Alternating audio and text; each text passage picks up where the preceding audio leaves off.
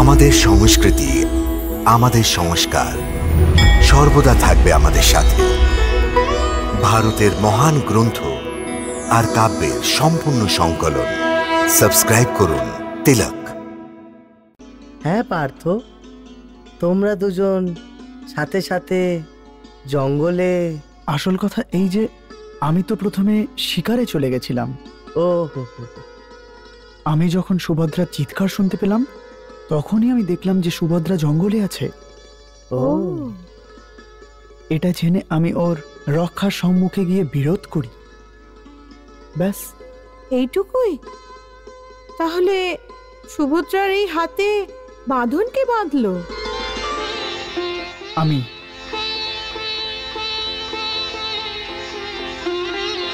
ওটা তো বনের ঔষধ দিয়ে যা চিকিৎসা হতে পারে আমি করে দিয়েছি। বৌদি, এখন রাজকুমারী আপনার কাছে এসে গেছে। ওই রাক্ষস রাতে আগুন লাগিয়ে পালিয়ে গেছে। ও তাপে আহত হয়ে গেছে। আচ্ছা, তাপে আহত হয়েছে? একটু দেখি তো আমার ননদিনী কোথায় কোথায় আহত হয়েছে। বৌদি,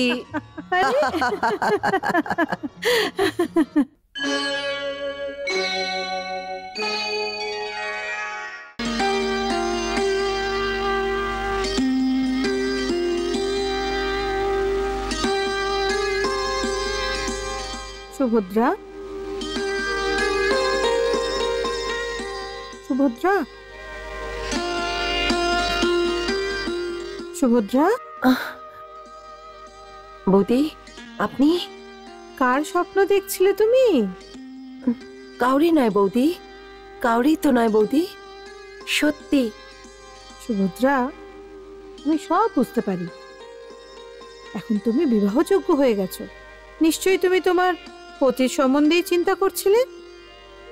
দেখো সুভদ্রা, আমি তোমার ভ্রাতাকে বলে দিয়েছি কি এখন অতি শীঘ্র তোমার বিবাহ করিয়ে দেওয়া হোক। এমনই বা কি শীঘ্রতা বৌদি?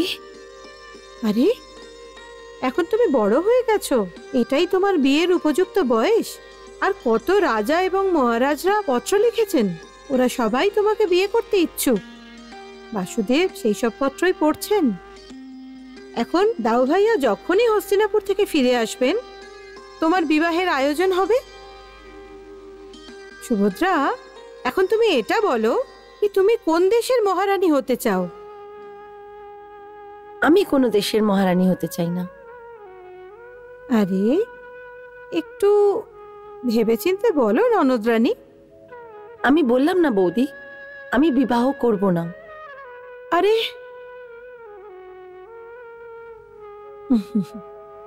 আরে এতে এত রাগ করার কি আছে? আমি বাসুদেবকে বলে দেবো কি সুভদ্রার বিয়ে করার ইচ্ছে নেই। উনি তো গান্ডীবধারী অর্জুনের ব্যাপারে কিছু ভাবছিলেন। ধনুর্ধারী অর্জুন? হ্যাঁ অর্জুন। অর্জুন যে ওনার সখা, আমাকে বলছিলেন যদি অর্জুন আমার জামাইবাবু হয়ে যায় তো এই সম্পর্ক অনেক মজবুত হবে।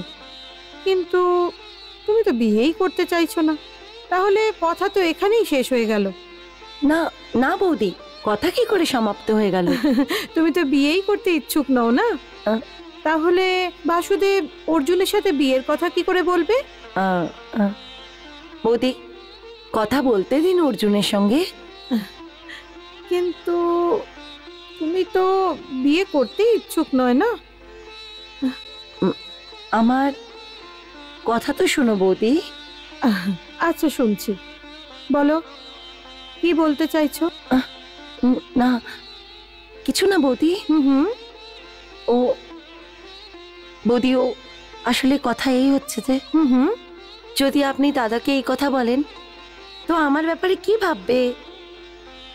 কিছুই না, উনি এটাই বুঝবেন যে তুমি চিরকাল কুমারীই থাকবে, সন্ন্যাসিনী হবে, তাই না? না বৌদি, এরকম বলবেন না। ও আমার এটা দৃষ্টতা ভাববে।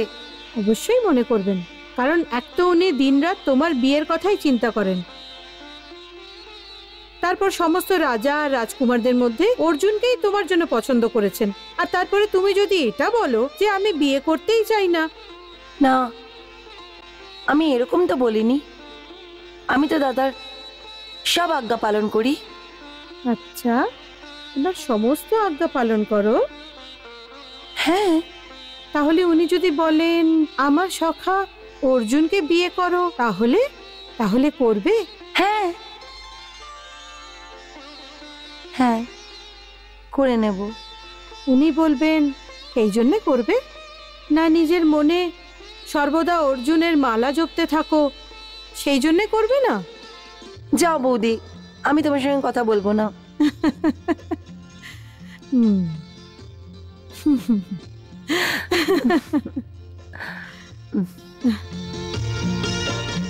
হুম।